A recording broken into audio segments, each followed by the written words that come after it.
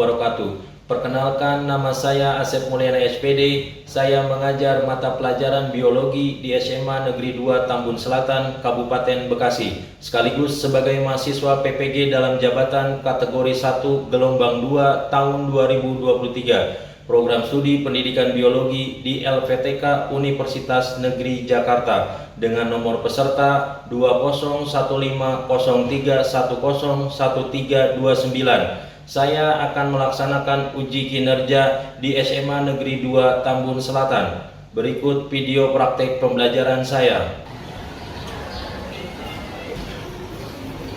Assalamualaikum warahmatullahi wabarakatuh. Waalaikumsalam warahmatullahi wabarakatuh. Terima kasih banyak. Silakan KM pimpin berdoa. Silakan pimpin berdoa KM. Attention please. Ready. Before we study, let's pray together, friends. Finish. Greeting to our teacher. Assalamualaikum warahmatullahi wabarakatuh. Waalaikumsalam warahmatullahi wabarakatuh. Oke, terima kasih. Siapa KM yang tidak hadir? Kami apa? Pulang Anggia. Kemana Anggia? Kami pulang kamu. Pulang kampung. Oke. Siapa lagi selain Anggia? Tidak ada. Oke, cukup Anggia aja. Oke, terima kasih KM. Selamat pagi semuanya. Pagi, yes. Oke. Di minggu pertemuan sebelumnya kita sudah membahas tentang peristiwa penyimpangan semu hukum Mendel. Apakah masih ingat pola pewarisan sifat pada hukum Mendel 2? Ya, siapa Hafiz? Silakan. Apa itu? Kalau pada penyimpangan hukum Mendel 2 itu ada penyimpangan antara gen alel pada X1 Pak. Ada definisinya Pak. Oke, terima kasih. Nah, pada pertemuan yang hari ini kita akan belajar tentang penyimpangan semu hukum Mendel. Ya, untuk kegiatan yang akan kita lakukan yaitu adalah membuat poster digital dengan menggunakan aplikasi Canva. Kemudian kalian presentasikan hasilnya dalam bentuk poster di depan kelas. Silakan kalian amati video yang akan Bapak tayangkan. Video kali ini kita akan bahas tentang penyimpangan semu hukum Mendel. Jadi, beberapa ilmuwan menemukan adanya penyimpangan-penyimpangan terhadap hukum Mendel yang bersifat semu. Tunggu, kok bisa bersifat semu ya? Maksudnya gimana nih? Oke, jadi penyimpangan-penyimpangan ini bersifat semu karena pada dasarnya polanya masih sama dengan hukum Mendel. Well, langsung aja kita mulai kalau gitu. Pernah gak sih kamu ngamatin jengger ayam di sekitarmu? Kalau kamu amati, pasti kamu akan menemukan satu fakta. Kalau di antara ayam-ayam itu ada yang punya jengger berbeda-beda. Nah, macam-macam jengger ayam ini adalah salah satu contoh bentuk penyimpangan semu terhadap hukum Mendel. Setelah melihat video tersebut, apa yang dimaksud dengan penyimpangan semu hukum Mendel? Ada yang tahu? Ya, apa? Silakan. Contoh bersama yang menghasilkan video. Oke, terima kasih. Ya, silakan kamu. Misalkan yang menghasilkan hasil fenotipe berbeda dengan bagi 9 berbagi 9 bagi 3 bagi 3 bagi 1. Oke, ada lagi? Ya, silakan Mata.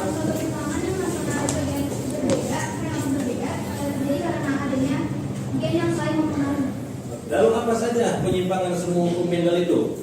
Ada yang tahu? Penyimpangan semu hukum Mendel itu? Ya, silakan. Oke, terus siapa lagi? Ya, kamu silakan. Epistasis dan hipostasis. Oke, silakan. Kriptomeri. Kemudian, ya, gen-gen komplementer. Ya, polimeri. Oke, nah, semua apa yang kalian sebutkan itu adalah bagian daripada penyimpangan semu. Lalu bagaimana membedakan penyimpangan semu hukum Mendel? Ada yang tahu? Oke, silakan Hafiz.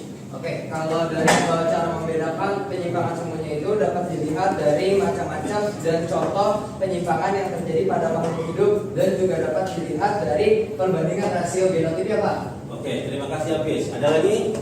Ya, Nasya, silakan. Selain dari perbandingan genotip, bisa dilihat dari perbandingan genotip yang berbeda dengan hukum Mendel. Ya, Ariasta, silakan.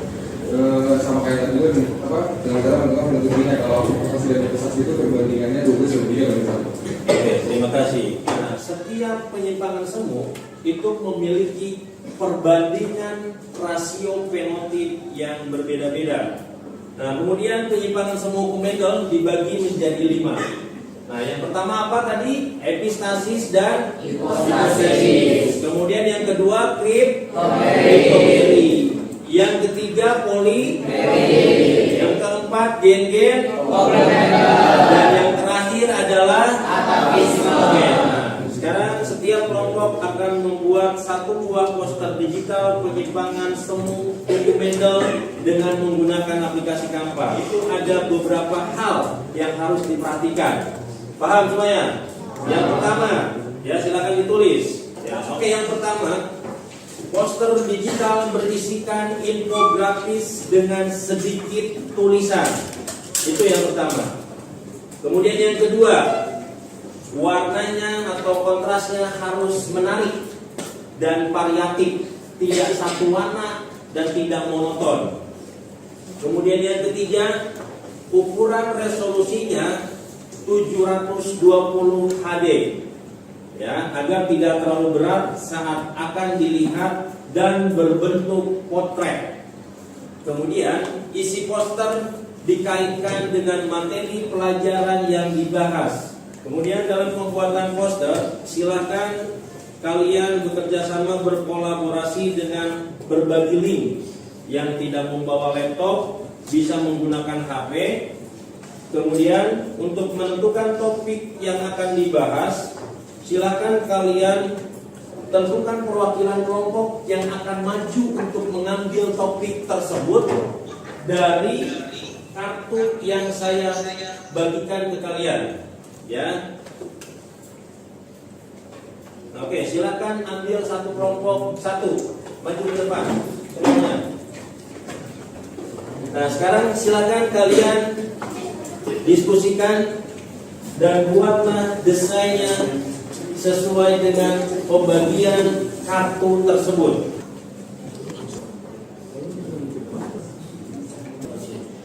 Dalam membuat poster digital, Bapak akan memberikan kalian tenggat waktu. Yang pertama, 2 menit untuk menentukan topik. Yang kedua, 8 menit untuk merencanakan poster digital.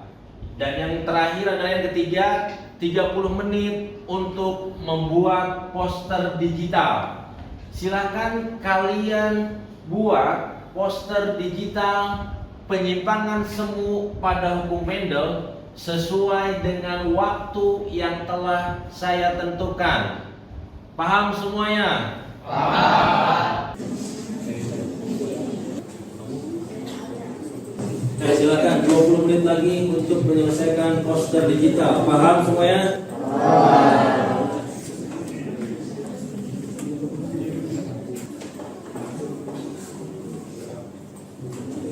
Oke, jadi kalau namanya poster berarti semuanya harus dalam satu lembar ya. Oke, cukup tidak cukup satu lembar. Oke, 10 minutes 25 seconds again. Masih 8 menit lagi. Oke, 5 minutes 25 seconds again. Sedikit tulisan dan berisikan infografis. Oke, 1 minute 25 seconds again. Oke, waktunya sudah habis. Silakan yang mau menampilkan dan mempresentasikan hasil karyanya. Kelompok berapa? Silakan. Ya.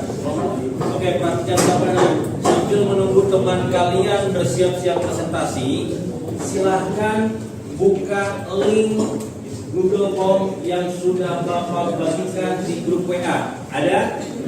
Oke, silakan buka link Google Form-nya. Nah, untuk apa Pak? Nah, link tersebut nanti berisi rubrik penilaian presentasi poster digital. Ya, kemudian kalian silakan mengisi sesuai dengan penilaian yang ada, yaitu rentang dari 1 sampai dengan 5. Nah, penilaian kalian nanti akan berpengaruh pada kelompok yang tampil di depan. Ya, Anda checklist, kalian checklist. Nah, kemudian persilakan kelompok yang tampil untuk memulai. Silakan. Assalamualaikum warahmatullahi wabarakatuh. Waalaikumsalam warahmatullahi wabarakatuh. Selamat pagi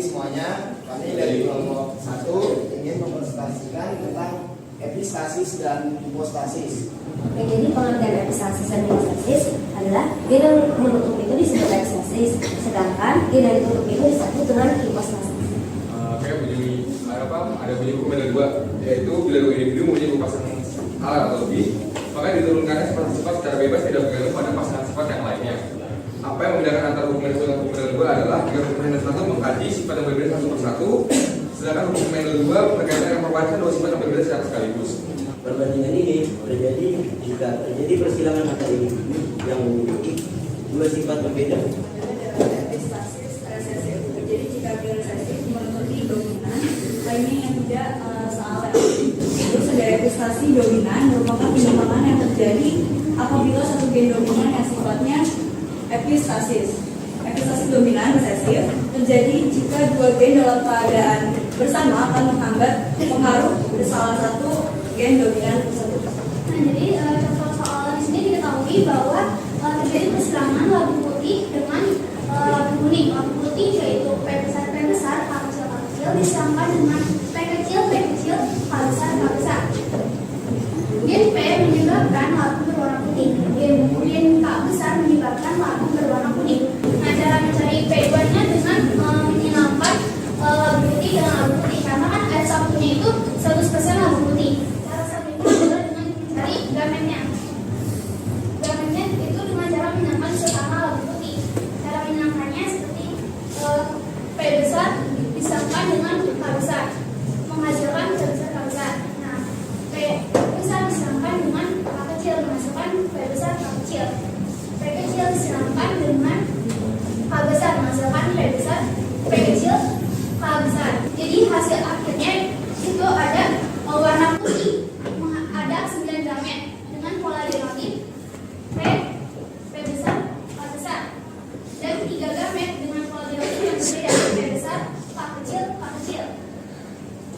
Warna kuning dengan ada 3 gamet dengan pola derivatif P kecil K besar, P kecil K besar, dan warna hijau ada 1 gamet dengan pola derivatif P kecil K kecil. Jadi hasil akhirnya adalah F2 dihasilkan dari persilangan epistasis dan hipostasis fenotip. Fenotipnya berubah menjadi 12:3:1.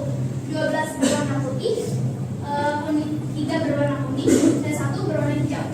Dapat kita simpulkan dari materi ini bahwa penyimpangan semu hipostasis dan epistasis itu menghasilkan rasio 12:3:1. Oke, silakan, ada yang mau ditanyakan terlebih dahulu? Ada yang bertanya? Tidak ada. Oke, silakan tutup kelompok pertama. Assalamualaikum warahmatullahi wabarakatuh.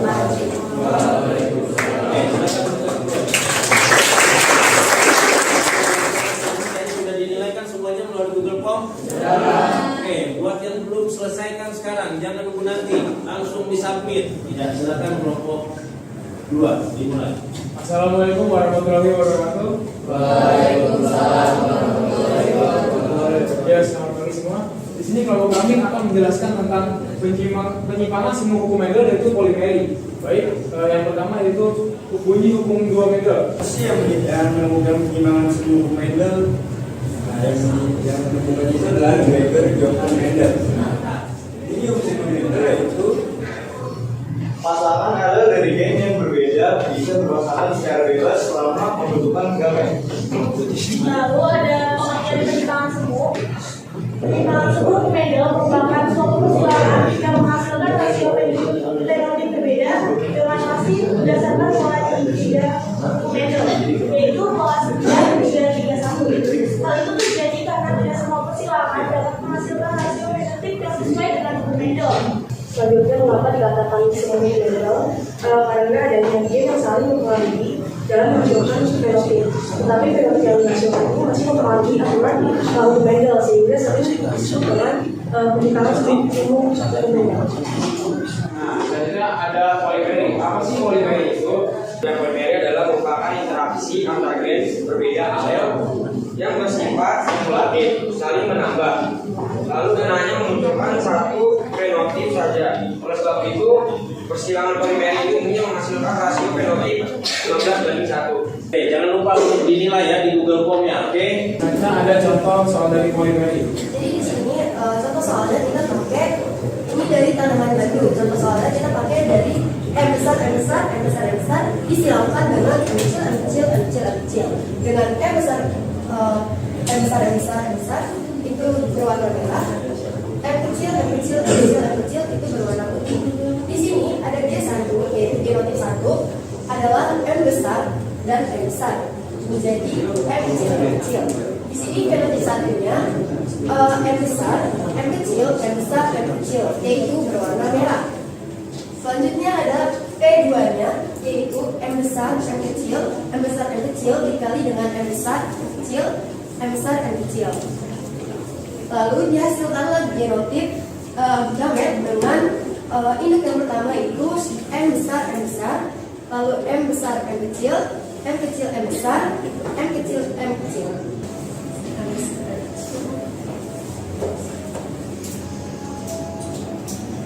Jadi untuk di tabel yang pertama kita mensilakan M besar dengan M besar dengan menghasilkan M besar M besar M besar M besar. Sama di tabel yang selanjutnya kita menyilangkan tabel ini dengan kolom yang ini. Yang ini menghasilkan M besar M besar M besar M kecil. Selanjutnya menghasilkan M besar M besar M kecil M kecil. Tabel ini menghasilkan M besar M besar M kecil M kecil M besar M kecil. Di tabel ini kita menghasilkan M besar M kecil M kecil M kecil. Di tabel ini kita silakan M besar dan M kecil M besar. Di tabel ini kita menghasilkan M besar M kecil dan M kecil M besar menghasilkan M besar M kecil M besar M kecil. Tabel ini kita menghilangkan M kecil M besar dan M kecil M besar menghasilkan M kecil M kecil M besar M besar. Di tabel ini kita menghilangkan M besar M kecil dengan M kecil M kecil menghasilkan perbandingan dari 15 banding 1. Dengan 15 itu berwarna merah dan 1 itu hanya berwarna putih. Warna putih ini hanya menghasilkan M kecil M kecil M kecil M kecil. Saya akan menarik kesimpulan dari presentasi kelompok kita kali ini. Jadi kesimpulan dari materi kelompok kami yang mengenai penyimpangan semu hukum Mendel yaitu polimeri adalah interaksi antar gen-gen berbeda alel yang memunculkan satu fenotip dan bersifat kumulatif. Nah, bersifat kumulatif ini adalah bersifat yang saling menambah. Nah, baik, sekian dari kelompok lain. Apakah ada pertanyaan? Oke, Ayasa ingin tanyakan. Ada contoh lain nggak selain Contoh lain selain gandum? Ada. Kita bisa menggunakan pada bunga berwarna merah yang disalurkan dengan bunga berwarna merah juga. Jadi nanti hasilnya itu 100% berwarna merah. Nah, selain bunga berwarna merah ada juga warisan warna kulit pada manusia. Itu juga masuk polimeri ini biasa ditemui pada manusia juga bisa. Ada lagi yang ingin ditanyakan? Ini apa yang membedakan polimeri sama polimeri? Jadi kalau untuk di polimeri ini kita bisa lihat dari rasionya sendiri. Rasionya sendiri ini dihasilkan 15:1. Sedangkan di atavisme itu menghasilkan 9:3:1. Terus di epistasi itu 12:3:1.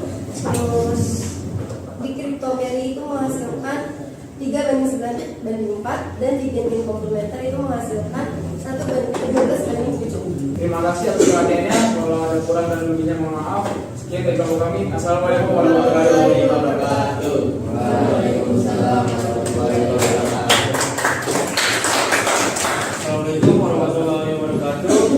Waalaikumsalam warahmatullahi wabarakatuh. Kami dari kelompok kita ingin mempresentasikan penyimpangan semu hukum Mendel atavisme. Jadi atavisme itu merupakan salah satu dari penyimpangan semu hukum Mendel. Nah, alasannya mengapa atavisme itu disebut penyimpangan semu? Nah, salah satu alasannya karena interaksi yang terjadi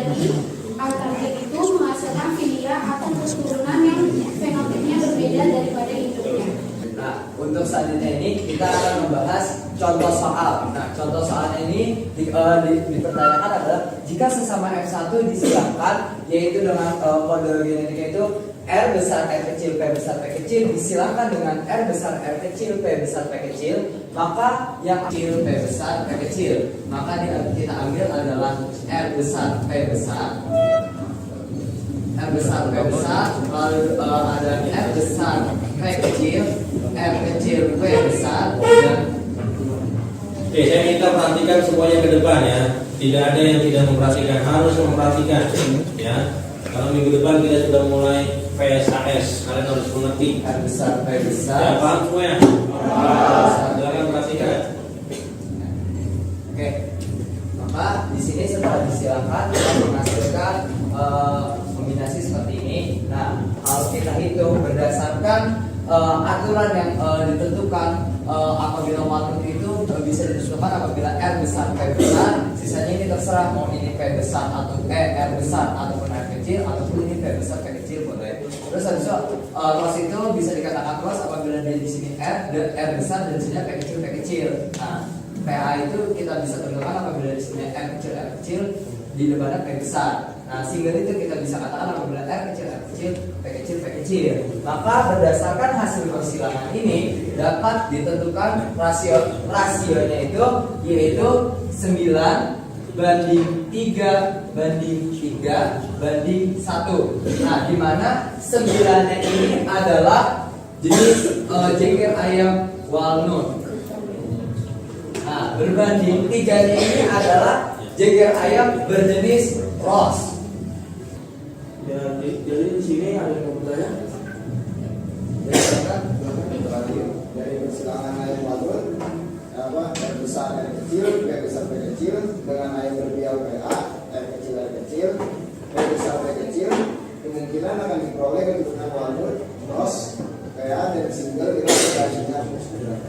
Oke, kebetulan soal itu sudah kami coba ketika tadi kerja kelompok dan menghasilkan jawaban itu adalah perbandingan 3 banding 1 berbanding 3 dan berbanding 1. Ya, silakan ditutup saja kelompok kami. Dan dari kelompok kami kurang lebihnya mohon maaf. Wassalamualaikum warahmatullahi wabarakatuh. Assalamualaikum warahmatullahi wabarakatuh. Waalaikumsalam warahmatullahi wabarakatuh. Dari kelompok 4 ingin mempresentasikan tentang gen-gen komplementer. Yang pertama itu ada pengertian gen komplementer. Komplementer itu adalah interaksi antara dua gen dominan berbeda alias saling melengkapi untuk memunculkan fenotip tertentu. Apabila salah satu gen tidak muncul, maka sifat yang dimaksud pun tidak akan muncul.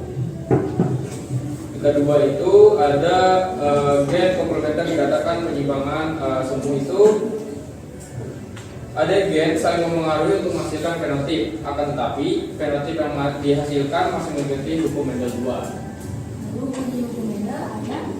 Bunyi hukum Mendel 2 itu yang dikemukakan oleh Gregor Johann Mendel berbunyi bila dua individu berbeda satu dengan yang lain dalam dua pasang sifat atau lebih, maka akan diturunkannya sifat yang sepasang itu tidak tergantung pada sifat pasangan lainnya.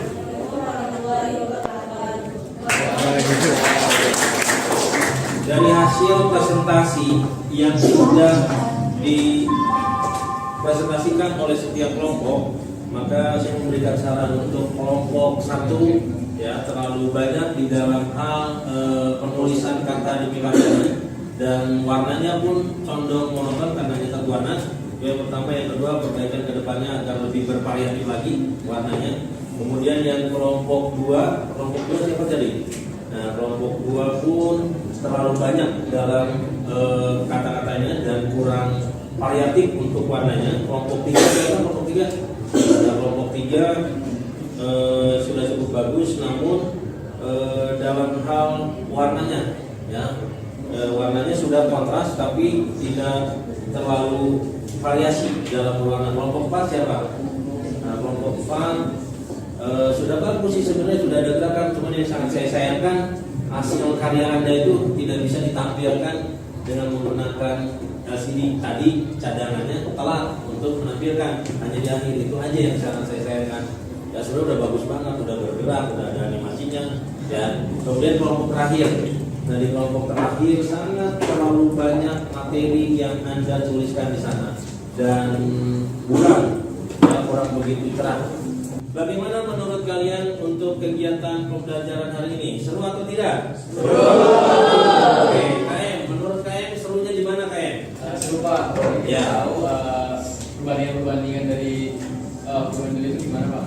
Oke, terus siapa lagi? Silakan, ada yang mau bertanya? Ya, menurut Hafiz, gimana serunya Hafiz? Silakan beri Hafiz.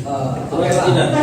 Kalau menurut saya kenapa materi itu? Karena kita jadi tahu bahwa tidak selamanya persilangan itu perbandingan itu 9/3/3/1 saja, tetapi ada 9/4, terus habis itu dengan yang lainnya seperti itu Pak. Oke. Nah, di setiap penyimpangan itu pasti ada faktor penyebabnya dan ada perbandingan fenotipnya. Nah, perbandingan fenotip pada setiap penyimpangan semu itu tidak selalu harus sama karena dengan hukum Mendel, karena di alam kerap kali terjadi penyimpangan semu yang akan berbeda hasilnya pada setiap rasio fenotip yang dihasilkan, mulai dari epistasi, hipostasi, kemudian glycomerik, polimerik, gen komplementer, dan juga atapisme. Nah, jadi intinya pola dasarnya itu masih sama ya dengan menggunakan hukum Mendel yang kedua, tapi ditandai dengan berubahnya perbandingan rasio fenotip ya, karena di alam seringkali terjadi persilangan yang tidak selalu sama dengan hukum Mendel 2.